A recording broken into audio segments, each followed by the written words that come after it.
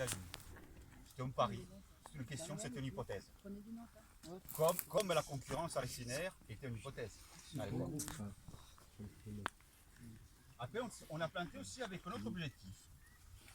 On sait que le vignoble héroltais, et pas que dans l'Hérault, ailleurs aussi, hein,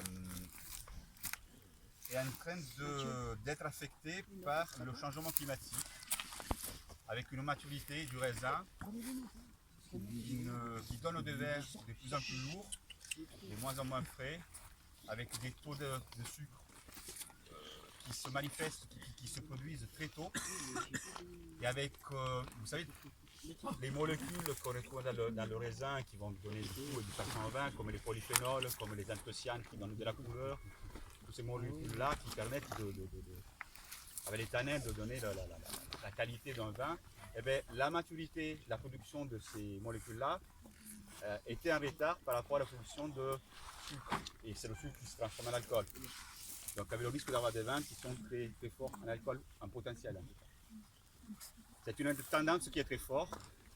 En 50 ans, la période de vendange a reculé de quasiment un mois. Il y a aussi le changement de cépage qui a influencé. Il n'y a pas que le changement de cépage. Et du coup, on a commencé à mettre en place, à titre expérimental, des ombrières en plastique pour calmer un petit peu ce phénomène. Et bien alors, on s'est dit, du coup, mais pourquoi pas mettre en place des ombrières vivantes. Et donc les arbres ici sont plantés avec l'objectif de jouer aussi un rôle d'ombrière. Après, là, en l'occurrence, le cormier, potentiellement, pourrait donner aussi du bon bois, du bois d'œuvre, du bois précieux. Mais les conditions pédologiques, le sol est tellement superficiel et tellement chargé en cailloux. On le voit en surface, mais si vous faites un trou, c'est quasi identique. Un sol comme ça, même s'il est argileux, il ne peut pas stocker beaucoup d'eau. Il n'y a pas beaucoup de profondeur, il y a beaucoup de cailloux, il ne va pas stocker beaucoup d'eau. Et pareil par rapport à tout ce qui est réserve minérale. C'est une réserve qui est très faible. Du coup, on est dans un sol qui convient à la vigne, qui ne permet pas de faire de donner des gros spécimens et ça ne permet pas de produire du bois d'or rapidement. Mais l'objectif bois d'or est secondaire. Ici est secondaire. Ce qu'on voit ici, c'est un petit peu l'agroforesterie d'il y a 20 ans. Aujourd'hui, on ne planterait plus comme ça. On ne planterait pas des rangées monospécifiques de cormier. On plante de manière beaucoup plus diversifiée avec des arbustes. On essaie de créer des trames, des lignes, des connexions, des couloirs, des corridors, à vous de trouver le thème qui vous convient, pour permettre à la faune, aux animaux de se déplacer.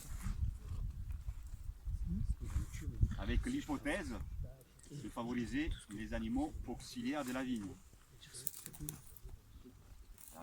Parmi ces animaux, il n'y a pas que les insectes, il n'y a pas que les arthropodes, il y a aussi les, je pense en particulier aux chauves-souris. Les chauves-souris, ce sont des animaux qui mangent pas mal d'insectes volants. Ce sont des animaux qui mangent beaucoup. Ce sont des animaux qui ont une façon de manger qui est un peu particulière. Ils mangent et ils font du caca assez rapidement. La digestion est très très rapide, partielle mais rapide. Du coup, ça veut dire qu'il y a énormément d'insectes qui sont avalés et qui sont détruits. C'est un animal qui est opportuniste. Il mange ce qui est disponible en termes d'insectes. Et parmi les insectes qu'on a retrouvés dans les crottes des chauves-souris, il y a des tordeuses.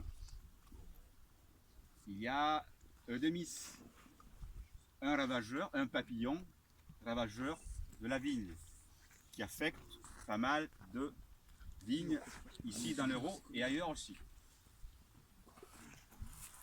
Et du coup, on se pose la question aujourd'hui, dans quelle mesure, en sachant qu'il peut manger un ennemi de la vigne, la chauve-souris peut aider, peut contribuer à réduire les effets néfastes de ce papillon qui embête les vignes.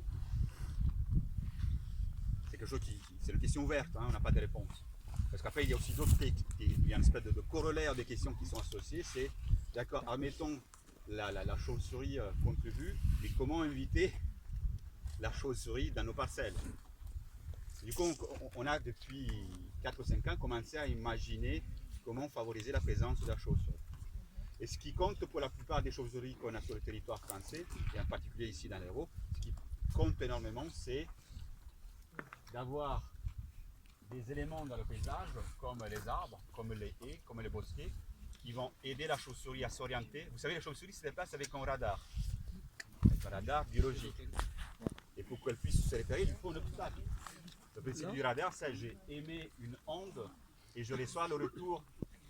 Donc je sais qu'il y a un obstacle.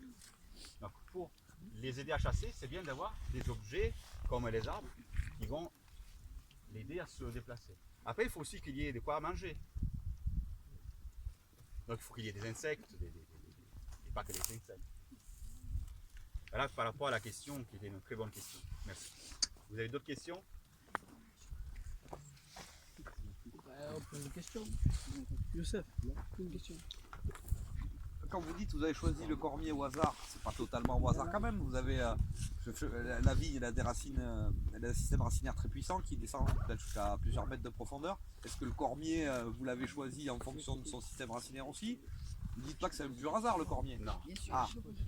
Alors quels sont les critères qui vous ont permis de choisir et d'installer le cormier alors? Non, c'est pas au hasard, pas du tout. Non. On a choisi le cormier. D'abord, on a choisi le cormier parce qu'il croise plusieurs intérêts. Un réservoir potentiel par rapport aux auxiliaires, un bois de qualité, et à l'époque, il y avait un temps,